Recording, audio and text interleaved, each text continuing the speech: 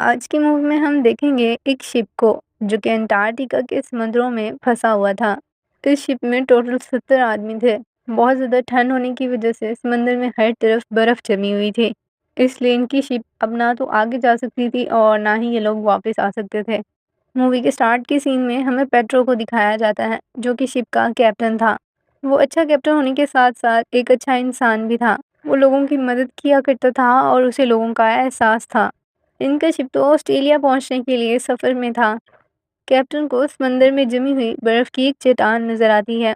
उससे बचने के लिए वो शिप को दाएं तरफ ले जाने की कोशिश करता है। वो बर्फ की चट्टान से तो बच गए थे, लेकिन अभी भी बर्फ का एक बड़ा हिस्सा इनकी शिप में आ गिरा था।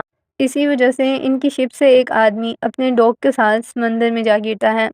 पेट्रो उसे बचाना चाहता था, इसलिए वो शिप छोड़कर उसकी तरफ जाता है, लेकिन शिप पर मौजूद दूसरा आदमी उसे ऐसा करने से मना करता है कि तुम सिर्फ एक जान बचाने के लिए हम सबको मार डालना चाहते हो। तुम कैप्टन हो और अपना सारा फोकस शिप को हैंडल करने पर रखो। शिप का एक और आदमी पहले से गिरे हुए इंसान को बचाने के लिए समंदर में छलांग लगा देता है, लेकिन बहुत ज़्यादा ठंड की वजह से पानी बहुत ठंडा था। वो जिस साथी की मदद के लिए वहाँ गया था वो तो इसे नहीं मिलता, लेकिन ये उसके डॉग को बचाकर शिप में वापस ले आता है। इस आदमी की भी हालत बहुत ख़राब हो चुकी थी। ठंड की वजह से इसका मुंह अकड़ गया था और इसे बोला भी नहीं जा रहा था। आगे बर्फ के और भी पहाड़ थे जिनसे इन्होंने गुजरना था। ये पेट्रो के लिए एक बहुत बड़ा चैलेंज था, लेकिन इनकी शिप की हालत ज़्यादा बेहतर नहीं थी क्योंकि इनका रिटायर सिस्टम ख़राब हो चुका था, जिससे इन्हें आइडिया होता था कि बर्फ़ समंदर के किस हिस्से में कितनी परसेंट जमी हुई है। पेट्रो अपनी पूरी कोशिश कर रहा था सभी लोगों को यहाँ से सेफली ले जाने की, लेकिन सेकंड कैप्टन इस सब का जिम्मेदार पेट्रो को ठहराता है। वो पेट्रो के खिलाफ रिपोर्ट बनाकर सीनियर को सेंड कर देता है। वो रिपोर्ट में लिखता है कि यहाँ जितने भी मसले हो रहे हैं वो पेट्रो की गलती की वजह से हैं। शिप पर बाकी लोग जानते थे कि पेट्रो बहुत अच्छा कैप्टन है। वो इसे ऐसा करने से मना करते हैं, लेकिन फिर भी ये नहीं रुकता। सीनियर्स तक जब रिपोर्ट पहुंचती है तो वो पेट्रो को इसके ओहदे से हटा देते हैं, और जब तक सेकंड कैप्टन इन तक पहुंचे तब तक ये उसी शिकायत करने वाले कैप्टन को ही पेट्रो की जगह दे देते हैं। कुछ टाइम गुजरता है और हेलीकॉप्टर पर सेकंड कैप्टन भी यहाँ आ चुका था। पायलट जब हेलीकॉप्टर से लैंडिंग कर रहा था तो इंजन के गर्म होने की वजह से उसके कपड़ों में आग लग जाती है। पेट्रो और शिप के बाकी लोग उसकी मदद करते हैं। न्यू कैप्टन खड़ूस था। वो पेट्रो को थैंक्स करने की बजाय इसे ही बातें सुनाने लगता है। इनकी शिप अब बर्फ में पूरी तरह से फंस चुकी थी। दूसरी तरफ हमें मॉस्को शहर दिखाया जाता है। पेट्रो की वाइफ जर्नलिस्ट थी। वो मिनिस्टर से बात करती है पेट्रो की शिप को बर्फ से निकालने के लिए। पेट्रो और शिप में बाकी लोग भी मीटिंग कर रहे थे कि कैसे इस शिप से बाहर निकला जाए। एक आदमी इन्हें मशवरा देता है कि हमें शिप के फ्यूल को समंदर में जमी हुई बर्फ को ब्लास्ट करने के लिए इस्तेमाल करना चाहिए। न्यू कैप्टन कहता है जिस फ्यूल को तुम बर्बाद करने पर तुले हुए हो, आगे जाने के लिए इसी की ही हमें ज़रूरत पड़ेगी। वो इस मीटिंग को बंद करवा देता है क्योंकि इसे पेट्रो लीड कर रहा था। वो इमरजेंसी की न्यूज़ हर तरफ फैला देता है। ये शिप की लाइट्स को भी ऑफ करवा देता है, लेकिन पेट्रो खामोश बैठने वाला नहीं था। वो किसी भी तरह शिप को यहाँ से निकालना चाहता था। पेट्रो अब डिसाइड करता है कि वो खुद समंदर में जाएगा और फैली हुई समंदर में बर्फ से निकलने का कोई रास्ता ढूंढेगा। पेट्रो अपनी फेयर गन लेकर वहां से निकलने वाला था कि पायलट उसे देख लेता है। वही पायलट जिसने सेकंड कैप्टन को यहाँ बुलाया था। वो पेट्रो से कहता है ठीक है तुम जाओ, मैं यहाँ किसी को नहीं बताऊंगा। पेट्रो अब समंदर में बर्फ के ऊपर था। उसने अपनी जान को खतरे में डाला था ताकि शिप में मौजूद बाकी लोगों को यहाँ से निकालने के लिए कोई रास्ता ढूंढ सके।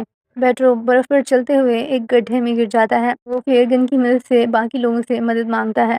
बाकी लोग वहां पहुंचकर पेट्रो को रेस्क्यू करके शिप में वापस ले आते हैं। इनका सेकंड कैप्टन पेट्रो की इस हरकत से बहुत नाराज था। पेट्रो का अपनी जान को रिस्क में डालना वेस्ट नहीं गया था क्योंकि वो अपने साथ रास्ते की बहुत सी इन्फॉर्मेशन को लाया था। वो कैप्टन से कहता है बर्फ का एक बहुत बड़ा गोला हमारी तरफ बढ़ रहा है। हमारे पास टाइम बहुत कम है, हमें जल्दी ही यहाँ से निकलने का कोई रास्ता ढूंढना होगा। कैप्टन इससे कहता है मैं तुम्हारी बात पे यकीन क्यों करूं। पेट्रो कैप्टन को समंदर में पड़ी हुई दरारें दिखाता है और वो क्यूब भी जो कैप्टन ने पहले समंदर में फेंका था एक आदमी से लेकर जो कि क्यूब से खेल रहा था। वो क्यूब भी बर्फ में धंसा हुआ था। पेट्रो का मतलब यही था कि पीछे से आने वाले गोले की वजह से हमारी शिप भी इसी बर्फ के अंदर धंस रही है। कैप्टन को पेट्रो की बातों पर यकीन आ रहा था। कैप्टन जब रूम से बाहर आता है तो वहाँ कुछ लोग गिटार बजा रहे थे। गुस्से में कैप्टन उनका गिटार तोड़ देता है। तब पायलट आकर इसे समझाता है कि यहाँ से हमें निकालने के लिए मिनिस्टर कोई हेल्प नहीं भेजेगा। यही लोग हैं जो यहाँ से निकलने में हमारी मदद कर सकते हैं। तुम्हें इनके साथ ऐसा रवैया नहीं रखना चाहिए। हमें मिलकर ही इस मसले का कोई हल ढूंढना होगा। इनमें से कुछ लोग ऑस्ट्रेलिया से भी मदद मांगने के बारे में सोचते हैं, लेकिन कैप्टन इन्हें ऐसे करने से मना करता है। इनकी तरफ आते हुए बर्फ की गोली की वजह से बर्फ का प्रेशर इनकी शिप पर बढ़ रहा था। इस वजह से शिप में सुराख हो जाता है और समंदर का पानी शिप के अंदर आ रहा था। इनका सारा खाना उस पानी की वजह से खराब हो जाता है। ये लोग बड़ी मुश्किल से उस सुराख को तो बंद कर देते हैं, लेकिन अब इनके पास यहाँ से निकलने के लिए ज्यादा वक्त नहीं था। सेकंड कैप्टन अब लोगों से कहता है, हमें हमारे प्लान पर काम करना चाहिए, यानी फ्यूल को इकट्ठा कर समंदर में धमाका करना, जिस पर ना तो पेट्रो एग्री था और ना ही न्यू कैप्टन। ये लोग सीक्रेटली इस ब्लास्ट को करना चाह रहे थे।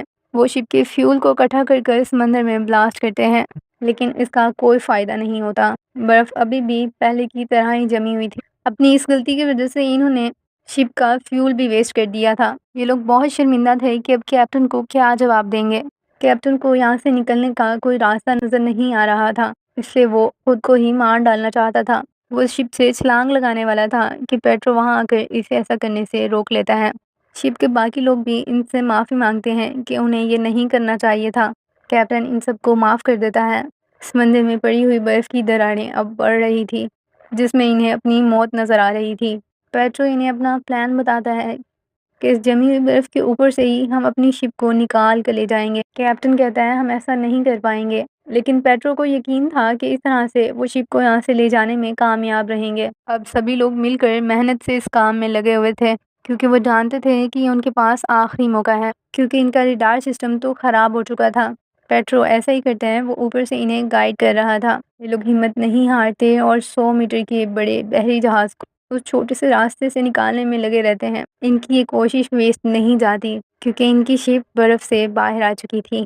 अब पेट्रो को पता चलता है कि कैप्टन की जान खतरे में है, क्योंकि समंदर से आए हुए पानी में कैप्टन फंस चुका था। अब पेट्रो उसे बचाने के लिए फौरन से शिप के अंदर आता है। सभी लोगों को लग रहा था कि पेट्रो उसे नहीं बचाएगा, क्योंकि पहले भी एक आदमी को बचाने की वजह से पेट्रो को अपने ओहदे से हटा दिया गया था। पेट्रो एक अच्छा इंसान था, वो किसी को भी मरने नहीं दे सकता था, इसलिए अब वो फौरन अपनी जान पर खेल कर पानी के अंदर जाकर कैप्टन को बाहर ले आता है। इस तरह कैप्टन की भी जान बच जाती है और इनका शिप भी उस बर्फीले तूफान से बाहर आ चुका था। ये सब लोग बहुत खुश थे, क्योंकि 133 दिनों तक उस बर्फीले तूफान में सरवाइव करने के बाद अब ये लोग वहाँ से निकल चुके थे।